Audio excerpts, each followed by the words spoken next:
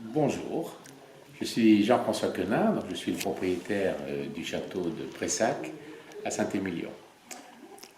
Donc le millésime de 2022 n'a pas si bien commencé que ça, puisque le 5 avril, nous avons eu un phénomène, un épisode de gel qui a été assez violent et qui a détruit par endroits une part significative du vignoble, du bourgeon.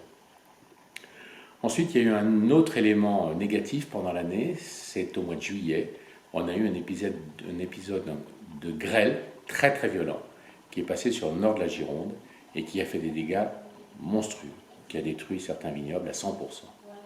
Des toits ont été arrachés, etc. Quand on oublie ces éléments, la caractéristique principale du millésime 2022, c'est la sécheresse. On le compare quelquefois à 2003, qui était un millésime caniculaire, mais ce n'est pas en fait la vraie chose. Ce n'est pas la chaleur qui a été marquante, mais la sécheresse.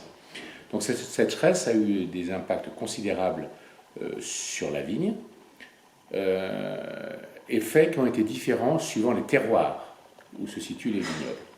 Si les terroirs avaient des réserves hydriques, que ce soit du calcaire ou des argiles profondes, la vigne a pu aller puiser dans ses réserves hydriques de quoi vivre pendant l'été.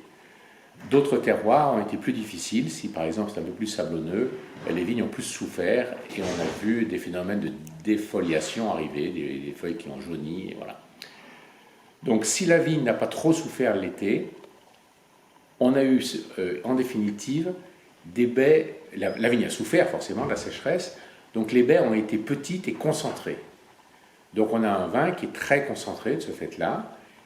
La taille des baies a diminué également les rendements. Et en fonction du sol et du sous-sol du vignoble, eh bien, la vigne est allée chercher dans le sol de l'acidité qu'on retrouve dans le vin. Donc on a en définitive en 2022 des vins qui sont très concentrés, du fait de la taille des baies qui était très mûre également. On a de l'acidité, donc de la fraîcheur, donc de l'équilibre. Donc dans les vins qui étaient sur des vignes qui n'ont pas trop souffert l'été, on a réellement un millésime exceptionnel.